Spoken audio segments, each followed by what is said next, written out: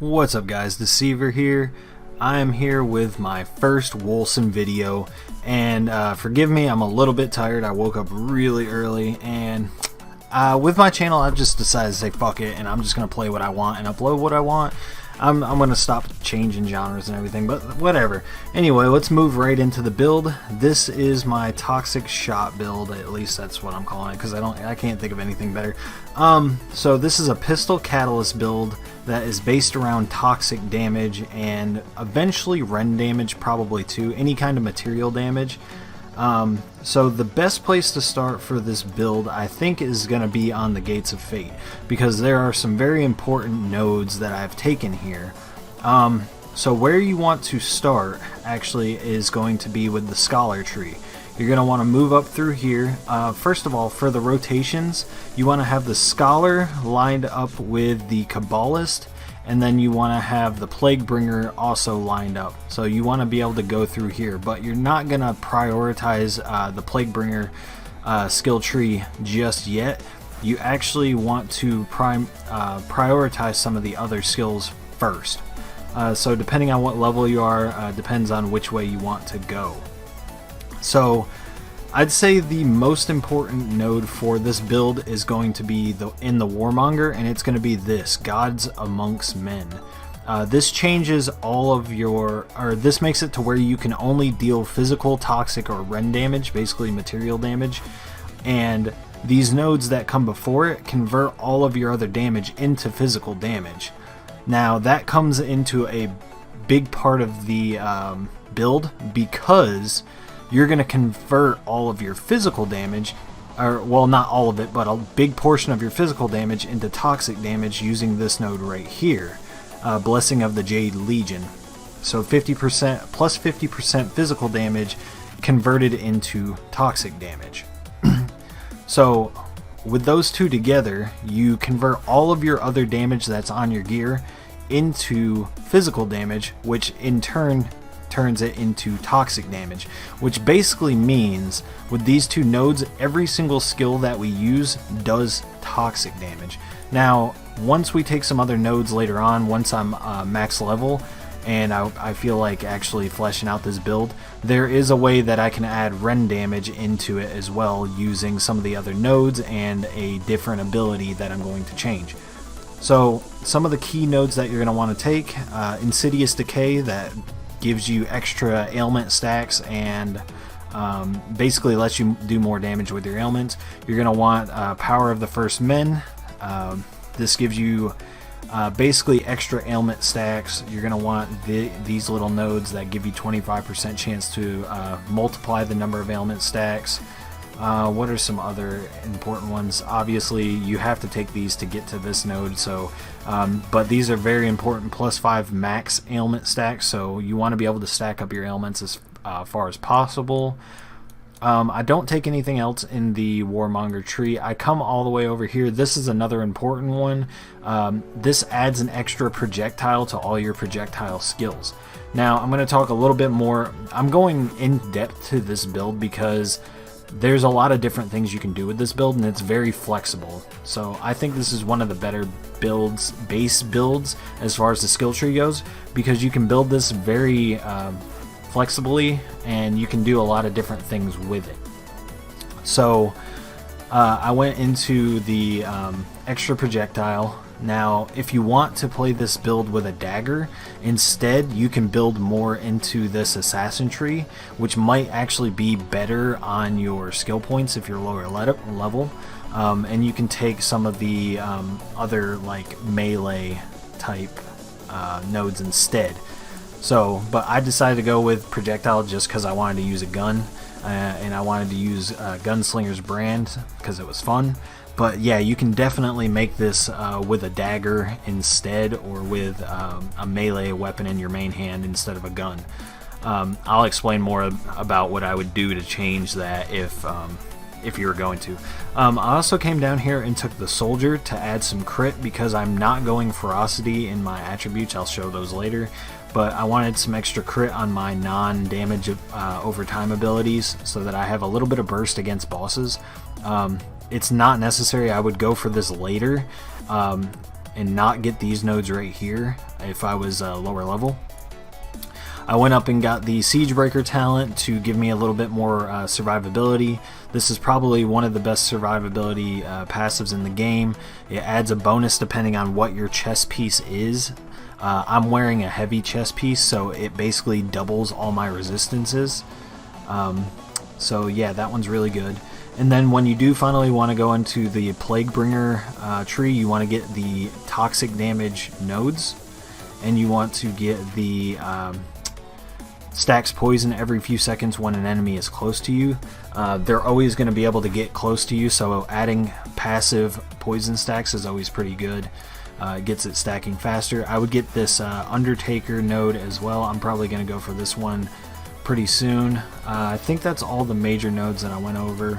This one, you kind of have to go through it to get to this one. So take Bestial Frenzy. It's not bad. It gives you extra damage for enemies that are close. Like I said, you don't really have a choice for that one. That pretty much covers my skill tree. Here's a quick shot if you guys want to pause and kind of copy this down if you plan on playing this. This is where I am so far. I'm only level 51 though, so I'm still gonna have 40 more points to play around with. Something I'm probably gonna take, not Child of Fury. If I can make my way over to this node, what is it, Armsmeister? There is a node in here that lets you basically double your damage. I think it's this one, Virtuoso Stance. Yeah, basically you have a chance of doubling your attack damage at the cost of resistances, and since you stack resistance with the Siegebreaker node, it's not that bad. But yeah, this will give you a lot of extra damage. If I can find a way to get rid of the Gods Amongst Men node and add some stasis damage, I would want to get the Time Weaver node that lets you basically it lets your attacks, you know, double the damage. But that's a long way off. I'd have to make my way all the way over here, and from what I've seen, there's not a way to like rotate this very effectively. Anyway, I'm going to go on to the next thing since I took so long on that. My stats, I went pretty much full into Wisdom. I put some into toughness as well because I need to survive. I don't have anything into Ferocity or Agility. Pretty much stacked mostly into Wisdom for the ailment damage and score and chance and all that shit. So yeah, I'm not gonna go too far into that. As you can see, I can only do physical, toxic, and rend damage. My poison chance is 35%, but it's on all of my abilities, so it's always gonna apply multiple times no matter what. Poison is the way that this goes. So if it matters to you guys, I'm using the Fire Apocalypse guy. I don't really use it that much, don't really need to. Okay, let's go over the skills. So if you, like I said, this is very flexible as far as the skills go. I'd say there are only 2 skills that are mandatory with this build. Phantom Blades is definitely one of them. You want this no matter what. If you plan on going with a dagger or pistols, you definitely want Phantom Blades. I'd say the mandatory skill modifiers that you want are going to be increase area of effect, Blade Slinger, which gives you an extra charge. You want this up as much as possible. Reduce the reload time for charges, basically it lowers the cooldown. And Gliding Friction. This one is super important because it leaves behind a dot, basically, that I'm pretty sure does poison damage. If it doesn't, then it's either way, it's a dot, it's an ailment. So it leaves behind damage for a few seconds, which is super strong. So these 4 are definitely must-haves. Obviously, while you're leveling this up, you're not going to have those. So also, you might not have the nodes, so you can change this into toxic damage if you need to or if you want to. Obviously, it's not needed for my build though. Early on, take like weapon damage. Once I get my last 2 points, I'll probably put it in to increase the damage, and maybe increase the damage again. Going on to Plague Burst. This is the other mandatory skill. This is the reason that you have to use a catalyst, and you can only use this with either a pistol or a one-hander. That's the only way you can play this type of build. Plague Burst is just the backbone of this build. It makes the entire thing work, and I'd say, let's see, you don't necessarily have to have this modifier, but it's really good. It allows skills to be cast at the location, so that way it's not following you around. If you're playing with a dagger though, you could use this since you're going to be up close anyway to auto attack, but even playing with a dagger, you can still play this at range, and I'll show you how afterwards and what skills I would change. Increase the area effect, definitely mandatory. You get that early on anyway.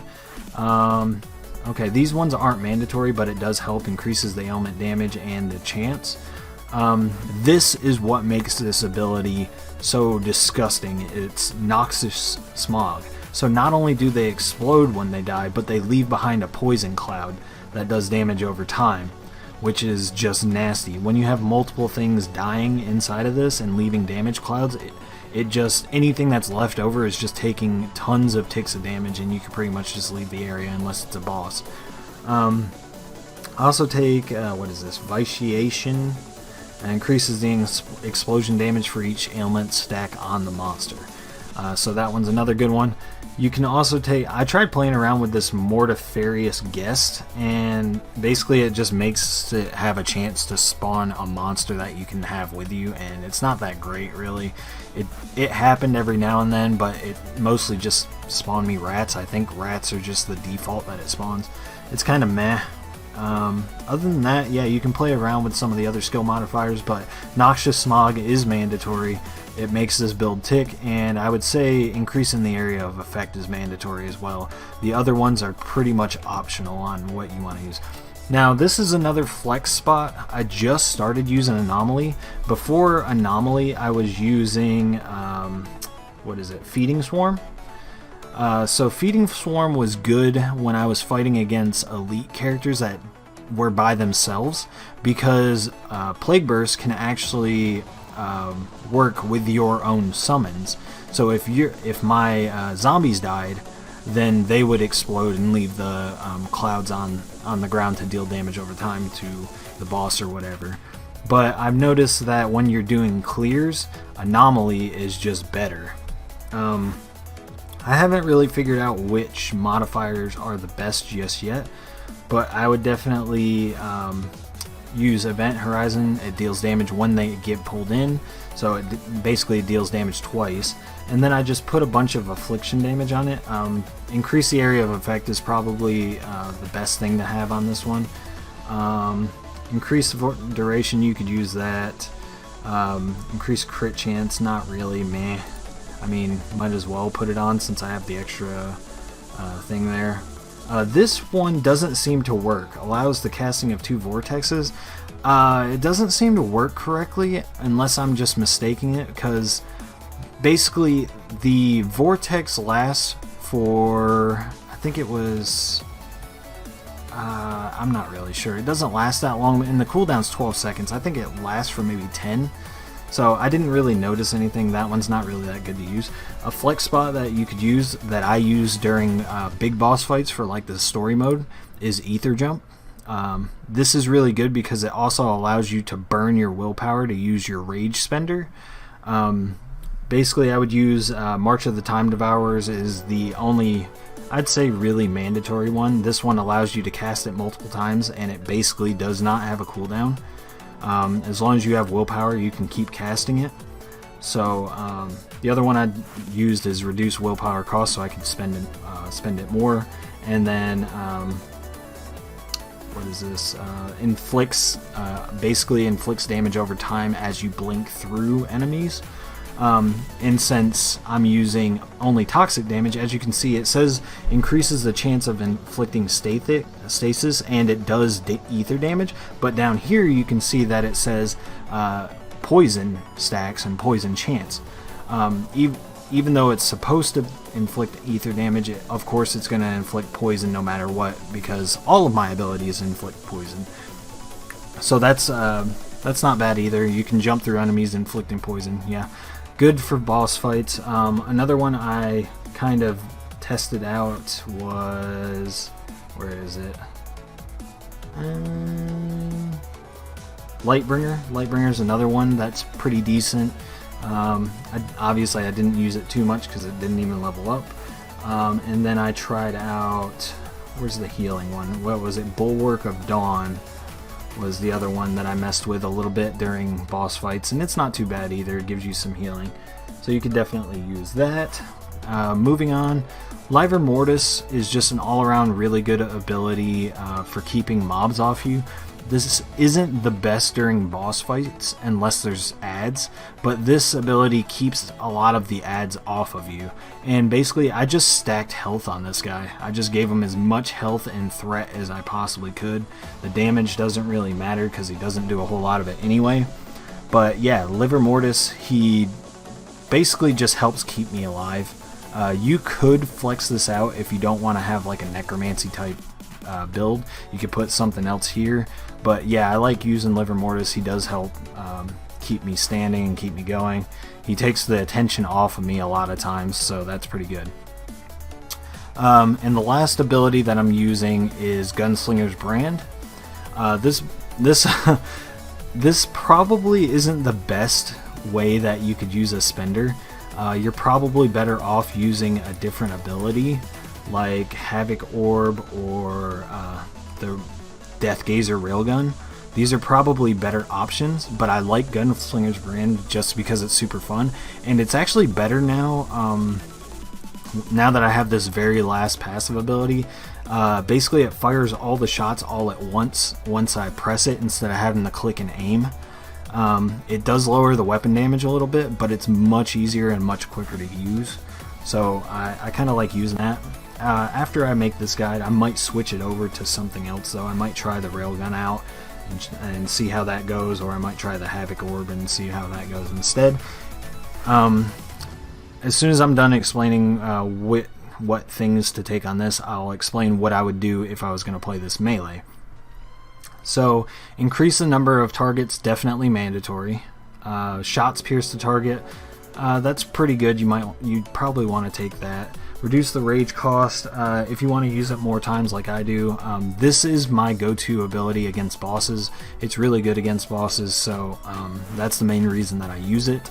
Otherwise, when I'm fighting against mobs, I don't even really need it most of the time unless I'm out of willpower and just need to spend rage. But yeah, I'd say Wild Gunsman is probably one of the best skill modifiers, but you won't have that for a while. Yeah, otherwise you can pretty much just use what other skill modifiers that you want to use. Now, let's say I wanted to play this as a melee. I would probably go with Havoc Orb on my right click, and I would put some specific modifiers on there to increase the projectile numbers. And then I would probably change out Anomaly I would probably make that the ether jump more than likely. Yeah, that's probably what I would do. And then Livor Mortis, I don't know if I would actually keep Livor Mortis on or not. Probably. As a melee, you probably need it. If not, then I would put something like Bulwark of Dawn or another defensive ability. Yeah, I think that would look good. I'm gonna mess around with like a melee version of this build eventually once I get everything the way I want it here. So, but yeah, that's kind of an example. As far as my gear goes, I just put as much toxic damage on everything as I could. You can see toxic damage here, toxic damage here. Don't have toxic damage there, unfortunately, but chest piece heavy for the passive. Got as much wisdom on my gear as I could find, wisdom and toughness. I do have some ferocity. My gear's not perfect yet. Toxic damage here. I did get this catalyst to drop. It's pretty decent. Gives me attack and spell damage plus 44%, 20% rage generation, and plus 17 willpower regen. So it's just basically a lot of regen and some damage.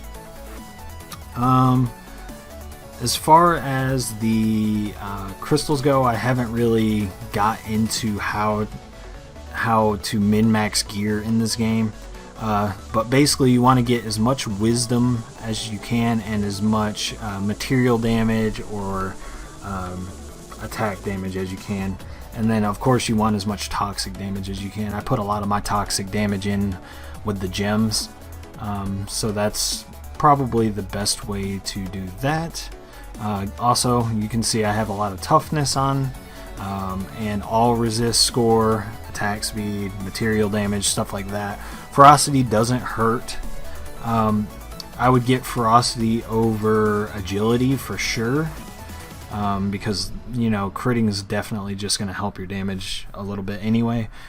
But yeah, I'm trying to find, you know, the perfect combination of gear to make this build better. I also, in conclusion, I also have probably 8 other builds that I plan on making for this game. That's just the ones that I've thought of that I want to make. So yeah, I'm saving up gear for those builds. Definitely gonna try and make those the best I can, quick as I can. As you guys know, it does cost resources to be able to respec. It's not that much, but it does cost it, so respecking isn't always an option. I'll probably make like 1 or 2 other characters, maybe grind up at least 1 other character so that I can kind of switch back and forth and not have to respec the same character every time. Now, that's pretty much the build. I'll go ahead and let you guys know what types of builds I plan on making. So that way, you know, if you want to subscribe or you look forward to seeing those types of builds, then you know.